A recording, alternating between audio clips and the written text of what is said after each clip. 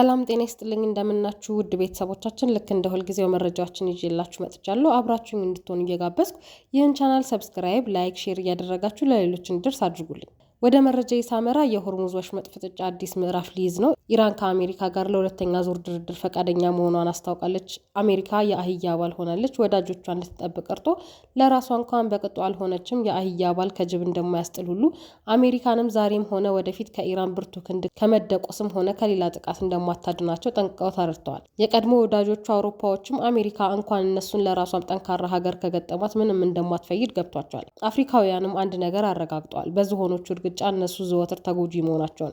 ሙሉ ለሙሉ ዓለምን በጋራ ያስማማ አንድ ነገርም አለ። የአያቶላዎቹ ሀገር አይደፈሪና ክንዷ የሚያደበያ መሆኑን። የዓለም የነዳጅ የደም ስር የምትባለው የሆርሙዝ ወሽመጥ ዛሬም የዓለም ሀያላን መተላለቂያ ሳይሆን መተጋተጊያ ሆናለች። ኢራን ቁልፉ በእጄ ነው ትላለች። አሜሪካ በበኩሏ ወሽመጡን ዘግቻለሁ በማለት ከበባዋን አጥብቃለች። በሁለቱ ግዙፍ ኃይሎች መካከል ያለው የኃይል ሚዛን ወዴት ያዘነብላል? የማይገመቱት ዶናልድ ትራምፕስ አሁን ምን እያሉ ነው?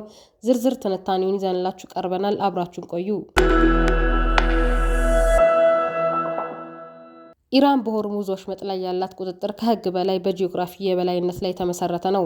ወሽመጡ በጣም ጠባብ ከመሆኑ የተነሳ ኢራን ትናንሽና ፈጣን የጦር ጀልባዎቿን በመጠቀም ማንኛውንም ግዙፍ መርከብ የማሰናከል አቅም አላት። የኢራን ስትራቴጂ ግልጽ ነው። እኔ ካልኖርኩ ማንም አይኖርም። ከባህር ዳርቻ ተራሮች ላይ የተደገኑት ሚሳይሎችና በባህር ውስጥ የተቀበሩት ፈንጂዎች የአሜሪካን ግዙፍ የጦር መርከቦች እንዳይጠጉ የሚያደርጉ የኢራን ዋነኛ መከላከያዎች ናቸው። አሜሪካ ወሽመጡን ተቆጣጥሬያለሁ ስትል በወሽመጡ መሃል ቆም አይደለም። ይልቁንም በባህሬን በሚገኘው አምስተኛው የባህር ኃይል ክፍለ ጦር፣ በኳታር የአየር ኃይልና በኦማን ባህረ ሰላጤ ላይ በሚንሳፈፉት ግዙፍ የአውሮፕላን ተሸካሚ መርከቦቿ አማካኝነት ነው። አሜሪካ የቴክኖሎጂ የበላይነቷን በመጠቀም ከሳተላይት እስከ ሰው አልባ ድሮኖች ድረስ ያለውን መረብ ዘርግታለች። ይህ ከርቀት የመቆጣጠር ስልት የኢራን እንቅስቃሴ ከመገደቡ ባለፈ ማንኛውም ጥቃት ከተሰነዘረ አሜሪካ በአይን ጥቅሻ ውስጥ የአየር ድብደባ እንድታደርግ ያስችላታል። ፕሬዚዳንት ዶናልድ ትራምፕ ከእንቅልፋቸው ሲነቁ ሀሳብ እንደሚቀያይሩ ይታወቃል። በአንድ በኩል በኢራን ላይ ከፍተኛ ጫና በማድረግ ኢኮኖሚዋን ለማንበርከክ ይሞክራሉ። በሌላ በኩል ደግሞ ከኢራን ጋር ድርድር አድርጋለሁ በማለት ዓለምን ግራ ያጋባሉ። ትራምፕ አሁን ላይ ያላቸው አቋም ግልጽ ነው። አሜሪካ ወሽመጡን የምትጠብቀው ለራሷ ሳይሆን ለዓለም ነው። ስለዚህ የአካባቢው ሀገራት ወጪውን መጋራት አለባቸው የሚል ጫና እያደረጉ ነው። ማንኛውም የኢራን ትንኮሳ በአሜሪካ ላይ ከተሰነዘረ ወዲያውኑና በከፍተኛ ኃይል ምላሽ እንደሚሰጡ በማስጠንቀቂያ ላይ ይገኛሉ። ብዙዎቹ እንደሚሉት የአሜሪካ ጫና ኢራንን ያዳክማታል ተብሎ አይታሰብም። ይልቁንም ይህ ጫና ኢራን የራሷን የውስጥ አንድነት እንድታጠናክርና የራሷን የጦር መሳሪያ ቴክኖሎጂ ይበልጥ እንድታሳድግ ምክንያት ሆኖታል። ኢራን የመላመድ ጥበብን የተማረች ትመስላለች። ጫናው በጨመረ ቁጥር የኢራን ምላሽም ይበልጥ ጠንካራ እየሆነ መጥቷል። የሆርሙዝ ወሽመጥ ፍጥጫ በአሜሪካ ወታደራዊ ቴክኖሎጂና በኢራን ጂኦግራፊያዊ የበላይነት መካከል የሚደረግ የጥንካሬ ትግል ነው። የትራምፕ የማይገመት ባህሪ ደግሞ ጉዳዩን ይበልጥ ውስብስብ ያደርገዋል።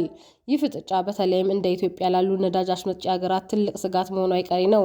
በአሁኑ ወቅት በአሜሪካና በኢራን መካከል ያለው የድርድር ሁኔታ በጥይት አረር የታጀበ የዲፕሎማሲ ጨዋታ ይመስላል።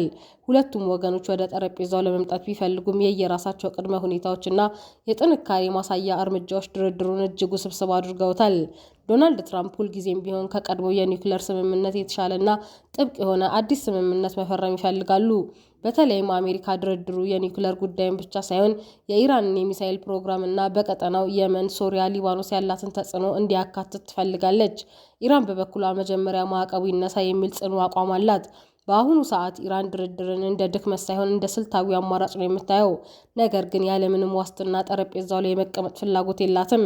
ሁለቱም ሀገራት ወደ ድርድር ከመግባታቸው በፊት የተሻለ መደራደሪያ ካርድ ለመያዝ እየሞከሩ ነው። ኢራን በሆርሙዝ ወሽመጥ ላይ የምታሳየው ወታደራዊ እንቅስቃሴ፣ የመርከቦች ክትትልና የዩራኒየም የማበልጸግ መጠኗን መጨመር አሜሪካን እኛን ችላ ማለት ዋጋ ያስከፍላል ለማለት የምትጠቀምበት ስልት ነው። አሜሪካ በበኩሏ የኢኮኖሚ ማዕቀቡን በማጥበቅና ወታደራዊ ከበባዋን በማጠናከር ኢራንን በረሃብና በገንዘብ እጥረት ተዳክማ ለድርድር እንድትማጸን ለማድረግ ትጥራለች። በቀጥታ መነጋገር ስለማይችሉ እንደ ኳታር፣ ኦማንና ስዊዘርላንድ ያሉ ሀገራት መልእክት በማመላለስ ትልቅ ሚና እየተጫወቱ ነው። ትራምፕ ስልኬ ክፍት ነው ይደውሉልኝ ቢሉም ኢራን ግን በሶስተኛ ወገን በኩል የሚመጡ ጥያቄዎችን በጥንቃቄ ነው የምታየው። በተለይ የክልሉ ሀገራት ሳውዲና እስራኤል በድርድር ውስጥ ያላቸው ድምፅ አሜሪካ የምታደርገውን ስምምነት ሊያቀጥነው ወይም ሊያስተናክለው ይችላል።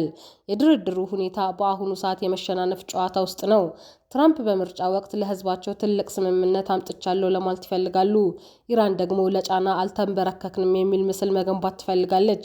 ስለዚህ ድርድሩ የሚጀምረው ሁለቱም ወገኖች አሸናፊ መስለው የሚወጡበት ቀዳዳ ሲያገኙ ብቻ ነው። እስከዚያው ግን በሆርሙዝ ወሽመጥ የሚታየው ትንኮሳና የቃላት ጦርነት እንደቀጠለ ይቆያል። በአሁኑ ሰዓት ደግሞ ኢራን ለሁለተኛ ጊዜ ለመደራደር ፈቃደኛ መሆኗን ማስታወቋ በጂኦፖለቲካው ዓለም ውስጥ ትልቅ የበረዶ መቅለጥ ምልክት ተደርጎ ሊወሰድ ይችላል። ይህ እርምጃ ሁለቱም ወገኖች ከጦርነት ይልቅ ዲፕሎማሲውን አማራጭ ማድረጋቸውን ያሳያል። ኢራን ለድርድር ፈቃደኛ የሆነችው በሁለት ምክንያቶች ሊሆን ይችላል።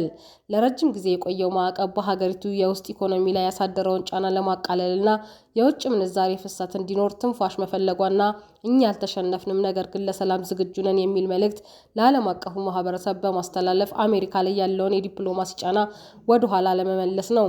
ዶናልድ ትራምፕ ሁልጊዜም ቢሆን የማይቻል የሚመስለውን ድርድር አሳክቻለሁ የሚል ታሪክ መስራት ይወዳሉ። ከዚህ በፊት ከሰሜን ኮሪያው መሪ ጋር እንዳደረጉት ሁሉ አሁንም ከኢራን ጋር የሚደረግ ድርድር ለእሳቸው ትልቅ የፖለቲካ ድል ነው። ትራምፕ በዚህ ድርድር የቀድሞውን ስህተት አርሜያለሁ የሚል ካርድ ለመጫወት ይጥራሉ። ምንም እንኳን ፈቃደኝነት ቢታይም ድርድሩ ስኬታማ እንዳይሆን ሊያደርጉ የሚችሉ ቀይ መስመሮች አሉ። አሜሪካ የኢራን ባሊስቲክ ሚሳኤል ፕሮግራም እንዲገታ ትፈልጋለች። ኢራን ደግሞ ይህ ለሉዓላዊነቴ ዋስትና ነው ብላ ስለምታምን አትደራደርበትም። ኢራን መጀመሪያ ማዕቀቡ ይነሳ ስትል፣ አሜሪካ ደግሞ መጀመሪያ ስምምነቱ ይፈረም በሚል ፍጥጫ ውስጥ ሊቆዩ ይችላሉ። ይህ ድርድር መጀመሩ ብቻውን ትልቅ ስኬት ነው። ነገር ግን ሁለቱም ወገኖች እርስ በርስ ስለማይተማመኑ ድርድሩ በጣም ረጅምና አድካሚ ሊሆን ይችላል። ኢራን ፈቃደኛ መሆኗን ማሳየቷ የፖለቲካ ብስለቷን የሚያሳይ ቢሆንም በውስጡ ግን ጥንቃቄ የታከለበት ጨዋታ መሆኑ አይቀርም። ይህ ድርድር ከተሳካ ለኢትዮጵያና ለቀጠናው ሀገራት ትልቅ እፎይታ እንደሚሆን የታወቀ ነው። ምክንያቱም በሆርሙዝ በኩል ያለው የንግድ መስመር ሰላም ማግኘት ማለት የሸቀጦች ዋጋ መረጋጋት ማለት ነው። በዛው ልክ ይህ ድርድር እንዲሳካ የማይፈልጉና ሂደቱን በጥርጣሬ የሚመለከቱ አካላት አሉ። ለእነሱ የድርድሩ ስኬታማ መሆን የራሳቸውን ደህንነት ወይም ቀጠናዊ ተጽዕኖ አደጋ ላይ የሚጥል ይመስላቸዋል። ለእስራኤል የኢራን ኒውክሌር መርሃ ግብር የህልውና ስጋት ነው። አሜሪካና ኢራን ስምምነት ላይ ከደረሱ ኢራን ከማዕቀብ ነፃ ሆና በምታገኘው ገንዘብ በሶሪያ፣ በሊባኖስ ወይም ሂዝቦላና በጋዛ ያሉ አጋሮቿን ይበልጥ ታጠነክራለች ብላ ታምናለች። ኢራን ድርድርን ጊዜ መግዣ ነው የምትጠቀምበት በማለት አሜሪካ ጥብቅ ወታደራዊ እርምጃ እንድትወስድባት ትወተውታታለች። ምንም እንኳን በቅርብ ጊዜያት ከኢራን ጋር ግንኙነት ለማስተካከል ቢሞክሩም ከአሜሪካ ጋር የሚደረግ ድርድር ግን ያሰጋቸዋል። አሜሪካ ከኢራን ጋር ከታረቀች እኛን ትታ ልትሄድ ትችላለች የሚል ስጋት አላቸው። እንዲሁም ኢራን በቀጠናው የምታሳየው መስፋፋት በድርድር ውስጥ ካልተካተተ ስምምነቱ ዋጋ የለውም ብለው ያምናሉ። ድርድሩን በሀገር ውስጥ ደረጃ የማይፈልጉ አካላትም አሉ። ከአሜሪካ ጋር መደራደር ከሰይጣን ጋር እንደ መደራደር ነው የሚሉ ወታደራዊ እና ሃይማኖታዊ መሪዎችም አሉ። ድርድሩ የኢራንን አብዮታዊ አቋም ያዳክማል ብለው ይሰጋሉ። በሪፐብሊካን ፓርቲና በኮንግረስ ውስጥ ኢራን አትታመንም፣ ድርድር ፋይዳ የለውም የሚሉ ፖለቲከኞችን በትራምፕ ላይ ጫና ያደርጋሉ። ይህ በግልጽ ባይነገርም በመካከለኛው ምስራቅ ያለው ውጥረትን መቀነስ የጦር መሳሪያ ሽያጭን ይቀንሰዋል። ሰላም ሲሰፍን የቢሊዮን ዶላር የጦር መሳሪያ ግዢዎች ስለሚቀንሱ ይህንን የማይፈልጉ ዓለም አቀፍ የጥቅም ቡድኖች አሉ። ይህ ድርድር የአሜሪካና የኢራን ብቻ ሳይሆን የመላው ዓለም የጥቅም ትግል መድረክ ነው።